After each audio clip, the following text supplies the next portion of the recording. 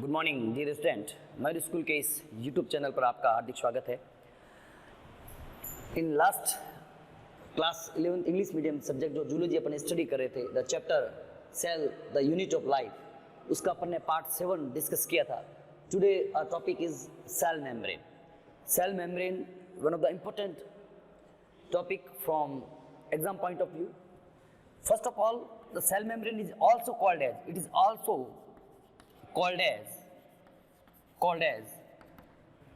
cell membrane, plasma membrane, and plasma lemma also. तो इसके कई सारे नाम हैं। सेल मेम्ब्रेन भी इसको बोलते हैं, प्लाज्मा मेम्ब्रेन भी इसको ही बोला जाता है और प्लाज्मा लेमा भी इसी को ही बोला जाता है। It is what? Basically it is a thin flexible selective permeable और सेमी परमिएबल मेम्ब्रेन। ध्यान से देखना डियर फ्रेंड्स कि सबसे पहला जो अपना आज का टॉपिक है सेल मेम्ब्रेन है। Cell membrane is also called as plasma membrane और plasmalemma. It is a highly thin flexible structure which surround the cell को सराउंड करके रखती है। इट इज सेलेक्टिव परमिएबल और semi permeable in nature. It is very important concept कि what do you mean by selective permeable और semi permeable. Means a membrane जिसमें से कुछ स्पेसिफिक मॉलिक्यूल्स, स्पेसिफिक पार्टिकल्स जो है ट्रांसफर हो सकते हैं। The membrane is called as selective permeable. Selective जो मॉलिक्यूल्स होते हैं उन्हीं का ही ट्रांसपोर्टेशन इस मेम्ब्रेन की हेल्प से हो सकता है, हर एक का नहीं होगा। ओके, अगर अपन बात करें कि इसकी स्ट्रक्चर की बात करें, अगर अपन एनिमल सेल्स की बात करें, इन एनिमल सेल्स की जो सेल है it is surrounded by cell membrane only. Animal cell के अंदर जो है उसकी जो आउटर पेरिफेरी है, it make the outer periphery का जो formation है it is made up by cell membrane.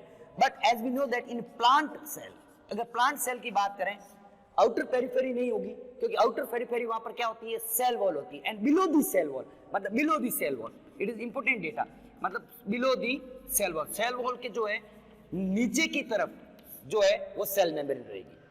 वापस देख लेते हैं। Cell membrane is also called as plasma membrane or plasma lemma.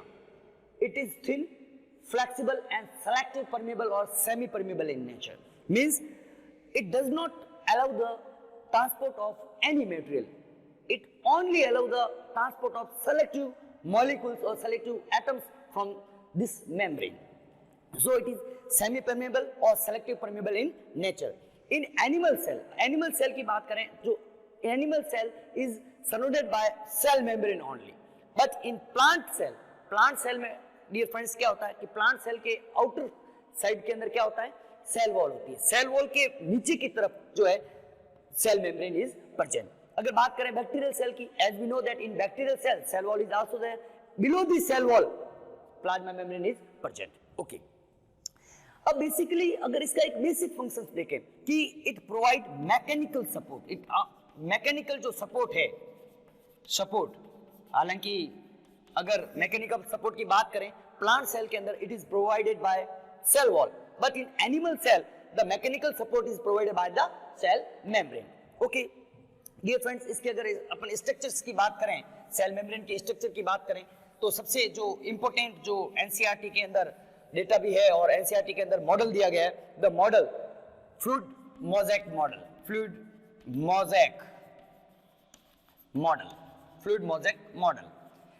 It was given by two great scientists Singer and Nicholson in 1972। very very important data पूछा हुआ है exam के अंदर और पूछा भी जा सकता है। Singer and Nicholson was great scientists. They gave the very famous model of plasma membrane and the model is called as fluid mosaic model in 1972.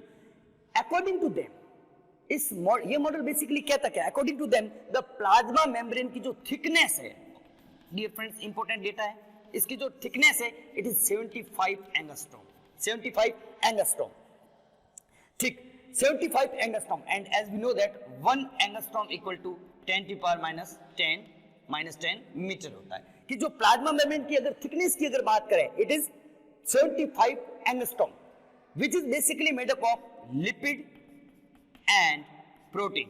Lipid और प्रोटीन से जो है मिलकर बनी होती है, लिपिड एंड प्रोटीन है, so we here a term is used, also used lipoprotein.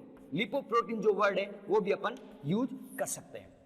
Lipids, as we know, it is the basic very simple diagram of fluid model given by Singer and Nicholson. Here you can see that here some lipid molecules are there. It is what? It is lipid bilayer. इसको अपन dear friends क्या बोलेंगे? Lipid bilayer. Lipid bilayer मतलब lipid के जो दो molecules है वो एक दूसरे की जो उनकी टेल है एक दूसरे के पास में रहेगी, ये टेल पोर्शन है और इट इज हेड पोर्शन। अगर अपन लिपिड मॉलिक्यूल्स की अगर बात करें, लिपिड मॉलिक्यूल्स की, ये क्या है? It is head portion. ये क्या है? Head portion. और ये डियर फ्रेंड्स क्या है? Tail portion. It is what? It is tail portion. तो जो टेल पोर्शन है लिपिड मॉलिक्यूल्स की, it is present near to each other. It is all about the lipid. बात करें प्रोटीन की, बेसिकली यहाँ पर डियर फ्रेंड्स आपको there are two type of proteins are available in plasma membrane. There are two type of proteins. One is called as extrinsic protein, एक तो होते हैं extrinsic protein, extrinsic protein, and another is intrinsic protein, intrinsic protein. देखते हैं दोनों में difference क्या है। वर्ड ही अपना मतलब बता रहा है। एक्सट्रिंसिक प्रोटीन मतलब आउटसाइड। प्रोटीन मॉलिक्यूल यहाँ पर दो तरह के हैं, one is extrinsic protein and another is intrinsic protein. Extrinsic जो प्रोटीन है, they are present at it, they are also called as peripheral protein. They are present outside the lipid layer, मतलब outside lipid layer के बाहर की तरफ, out may be present on outer surface or may be present on inner surface. These all are what? These are extrinsic protein और peripheral। ये भी extrinsic protein है, ये भी आप लोगों को extrinsic protein, यहाँ पे कुछ इस तरीके से और भी extrinsic protein जो है अवेलेबल रहते हैं। ये बाहर की तरफ है, वो on both outer surface as well as inner surface, so they are called as extrinsic protein। Second होते हैं intrinsic protein। Intrinsic protein मतलब the protein which are embedded in the cell membrane। Cell membrane की तरफ, अंदर की तरफ क्या रहेंगे? एम्बेडेड रहेंगे, धसे हुए रहेंगे। They are called as intrinsic protein, like this. ये क्या है? इंट्रिंसिक प्रोटीन है। They all are intrinsic protein. Very easy. Proteins are two of type, one is extrinsic protein और we can also called is peripheral protein, also called is peripheral protein. The proteins which are present on the surface of, both surface of plasma membrane are called as peripheral protein और we can also called as extrinsic protein. Basically they are present on both outer surface as well as inner surface. Second is intrinsic protein. What do you mean by intrinsic protein? The protein which is embedded in lipid bilayer, मतलब lipid bilayer के अंदर की तरफ धसे हुए होंगे। These proteins are called as intrinsic protein, like this. अब dear friends यहाँ पे क्या होता है? Like this, this and this. Intrinsic protein जो dear friends जो होते हैं, they form a pore-like structure. They form the pore-like structure on the whole thickness of plasma membrane, and the pore is called as channel protein. ये channel protein dear friends basically करता क्या है? This channel protein की help से जो molecule जो है, molecule का ट्रांसपोर्टेशन सेल और आउटर एनवायरनमेंट के बीच में होता है। क्या कहा मैंने? कि some intrinsic protein form the channel protein in plasma membrane. With the help of channel protein, the transportation of molecules easily occurs. Okay, बात करते हैं नेक्स्ट। अगर अपन बात करें कि लिपिड जो बाइलेयर है, लिपिड बाइलेयर जो अगर बात करें इसकी, लिपिड के जो मॉलिक्यूल्स है, इसका जो हाइड्रोफोबिक टेल है, हाइड्रोफोबिक जो टेल होता है, या अपन कह सकते हैं जो नॉन पोलर टेल है, ये this portion is called as hydrophobic tail. ये क्या कहलाएगा? हाइड्रोफोबिक टेल है, हाइड्रोफोबिक टेल है। Hydrophobic in nature, lipid are hydrophobic and hydrophobic जो टेल है ये क्या रहती है? आउटर भी वाटर है, इनर भी वाटर है। इससे बचने के लिए इस वाटर मॉलिक्यूल से, वाटर मॉलिक्यूल की आप लोग अगर देखोगे कि बेसिकली ये स्ट्रक्चर कुछ इस तरह की है। ये है सेल, ये है लिपिड की लेयर है और बीच के अंदर यहाँ पर ये लिपिड्स पड़े, लाइक दिस। अगर मैं बात करूं ऐसे बीच के अंदर पड़े, अगर इधर के अंदर भी क्या है, यहां पर भी क्या है, वाटर है, और यहां पर भी वाटर है, ये इसकी लिपिड की, अगर ये इसके जो टेल है वो कुछ इसकी बीच के अंदर रहते हैं, मिडिल में रहने से क्या फायदा होगा, they are saved from the water, because lipid जब वाटर के साथ जाएगा तो वहां पे प्रॉब्लम हो सकती है, तो वाटर से लिपिड को बचाने के लिए प्लाज्मा मेम्ब्रेन में कुछ इस टाइप का अरेंजमेंट होता है कि जो इसके हाइड्रोफोबिक टेल्स है, they are present in inner portion or in the middle portion of the cell membrane. It's all about the cell membrane. Now we discuss about the basic chemical composition of cell membrane. Cell membrane, as we know that it is made up of protein and lipid, but some amount of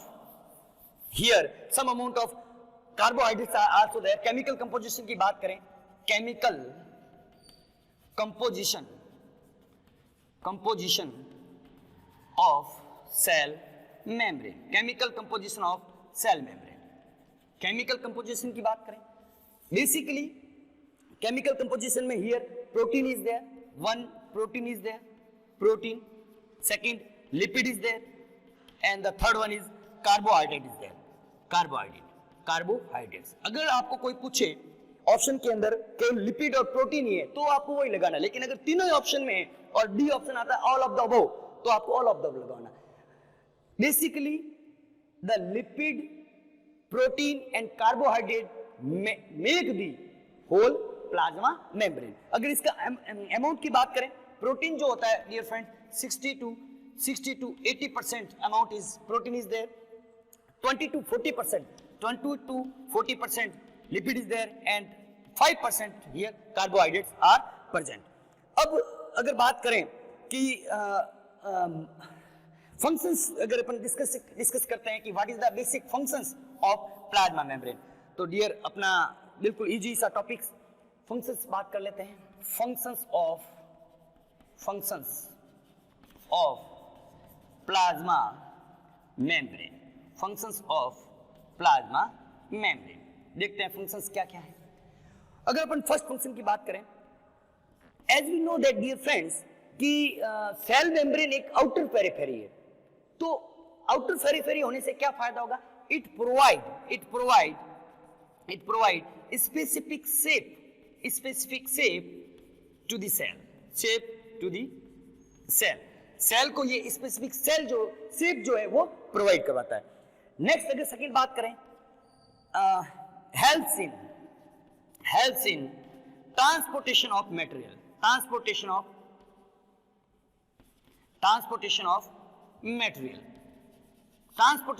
material में क्या करता है, help करता है. यहाँ पे dear friends कुछ important data है वो आपको मैं डिस्कस करता हूँ. देखना, कोई भी मॉलिक्यूल है, एनी मॉलिक्यूल, नेचुरली कोई भी मॉलिक्यूल जो होता है, नेचुरली कोई भी मॉलिक्यूल्स होता है वो हमेशा हायर कंसंट्रेशन से अपनी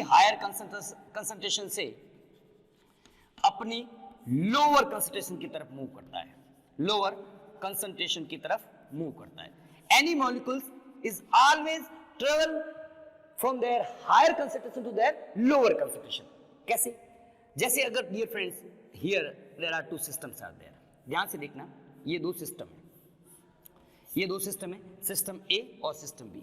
यहाँ पे वाटर है, सपोज मैं कह रहा हूं वाटर है 1 लीटर और यहां पर वाटर है 2 लीटर. ध्यान से देखना, मैंने क्या कहा, it is a universal truth that any molecules will always travel from their higher concentration to their lower concentration. It is a natural phenomena. मतलब अगर if there are two system A and system B, in system A we add 2 liter of water and in system B we add 1 liter of water.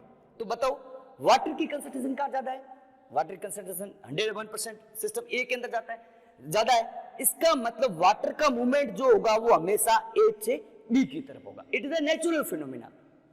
बिल्कुल easy तरीके से बताया मैंने कि any molecules is always run from their higher concentration to their lower concentration.